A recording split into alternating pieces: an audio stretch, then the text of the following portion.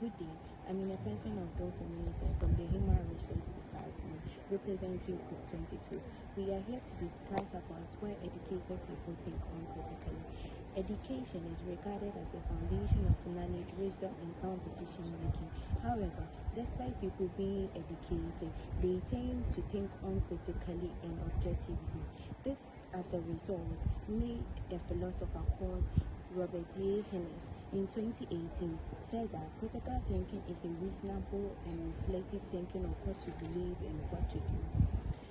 As a result of this, critical thinking is the ability to analyze, evaluate, and interpret information objectively to get a sound judgment in reasonable. This presentation will help us to exploit the phenomena of why educated people think uncritically and the importance of critical thinking.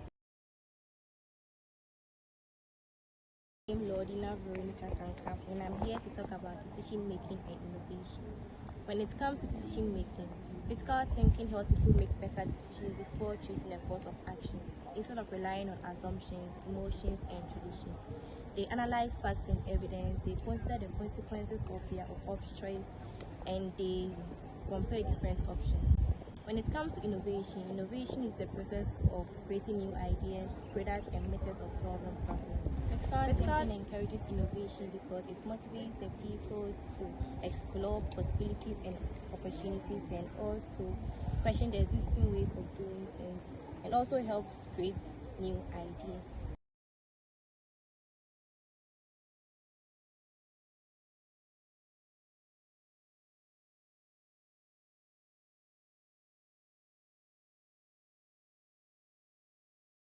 My name is Papaya, and I'll be presenting on democracy and lifelong learning. Democracy is a system of government in which the people's views are taken into consideration before any action. For a democratic system of government to prevail, the citizens are supposed to think critically, and in order for this to happen, this is supposed to begin from the basic level of education, which begins from our JHS, our primary, our SHS, and even before the university.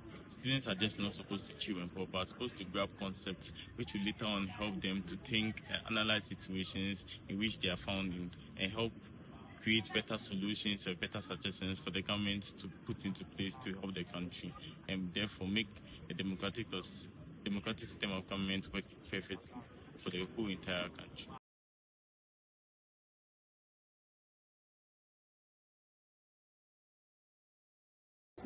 And I'm presenting on education and social barriers. Critical thinking is essential in solving complex development challenges like poverty, climate change, public health crisis, and social inequalities. Such problems require economic, political, and ethical dimensions. Thinkers. These problems are able to find the root cause, evaluate evidences, and find a sustainable solutions for it. However, there is a paradox known as the educated non-thinker. People assume that persons with formal education assume critical thinking abilities, but this is not always true. People with formal education fail to recognize assumptions, review ideas, and recognize personal biases. This happens because education emphasizes on knowledge and skills rather than critical thinking abilities. True critical thinkers are able to question ideas, analyze alternative points, and question one's own reason. Education alone is not enough. Critical thinking abilities must be developed if individuals are to contribute to society's most pressing issues.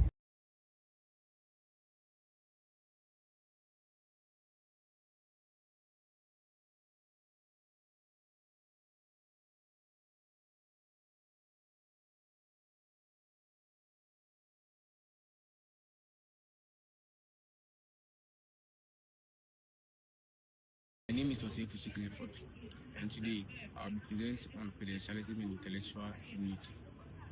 First of all, this topic is important because it helps us to understand the difference between having academic qualification and having the ability to think critically, learn continuously, and remain open to new ideas. In today's world, many people are judged by their certificates and titles, but true knowledge also requires humility and readiness to learn from others. Let's begin on credentialism. 1. Credentialism is a tendency to place too much importance on education certificates, degrees, and titles. When judging a person's intelligence or competence, People may assume that someone with many qualifications automatically knows more. Certificate does not mean a person thinks independently, solve problem creatively, or make good decisions. Some effects of credentialism: believing that people with degrees are always right. 2. Let me begin on with intellectual humility. When we talk about intellectual humility, this means recognizing that our knowledge is limited and that we can be wrong. Sure. A person with intellectual humility respects the views of others. 2. Open to new ideas.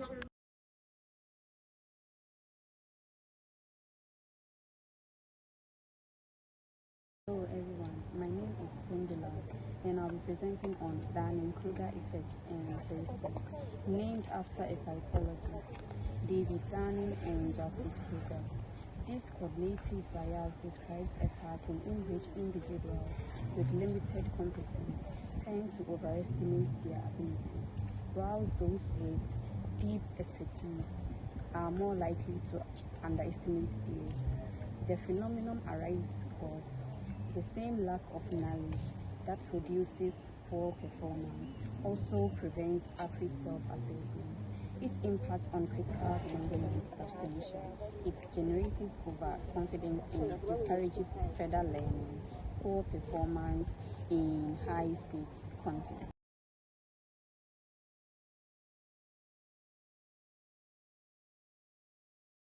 Emotional reasoning. I go by the name AMEZA-XEMAL and I'll be talking about emotional reasoning. Emotional reasoning is the tendency to believe that feelings reflect reality. People may conclude that something is true simply because they feel it is true. Emotions such as fear, anxiety, anger, or excitement can interfere with logical thinking and objective evaluation of facts, and therefore effective critical thinkers acknowledge their emotions but rely on evidences and rational analysis before making decisions. And its limitation. Wit learning is a method of education that emphasizes memorization and repetition rather than understanding.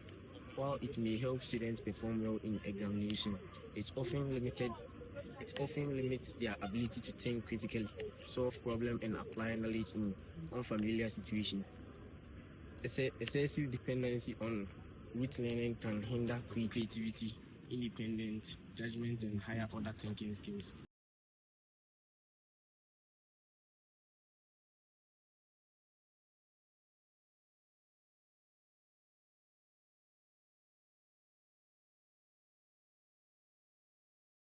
Rules, and I'm talking about authority, conformity, and echo chambers. There is the authority difference. It is the tendency to accept opinions from authority figures without critically examining them, which affects people from questioning their authorities. Then with the social conformity is the tendency to align one's belief and behavior to those of a group without even judging them, which is also dangerous because it suppresses the original ideas and discourages people from speaking the truth. And of the echo chambers is an environment where people hear ideas and opinions to support what they already believe, which prevents people from hearing from different points of views. And it happens on social media where the algorithms also share similar content or similar videos people have already watched for them to like and view them.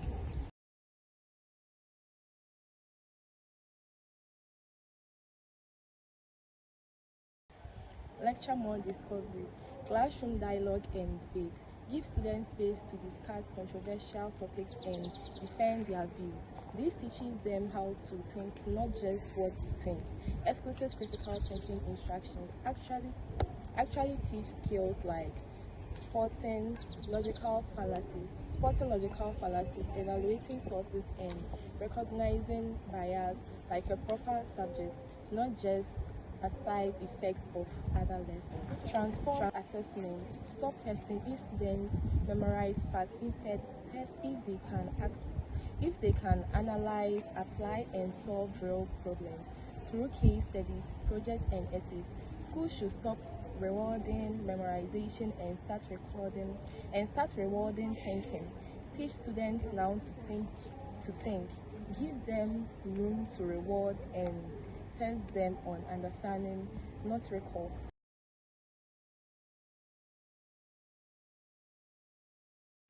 My name is Nana Kwame, and in conclusion, critical thinking isn't a bonus, it's a necessary skill for society to function well. Societies need to reform in many ways. 1. Media literacy, to teach people to spot fake news, bias and propaganda. 2. Civic education, to get people actively involved in democracy and public debate. 3. Question authority, to respect expertise but don't follow blindly. Used wisely, the internet can be misled or enlightened depending on how you use it. School alone doesn't make you a critical thinker.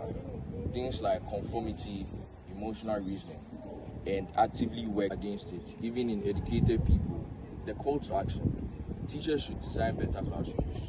Government should fund media literacy. Institutions for model humility. And by everything I've said so far, society won't improve if people can't think critically.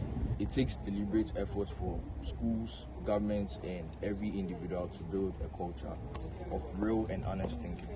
Thank you.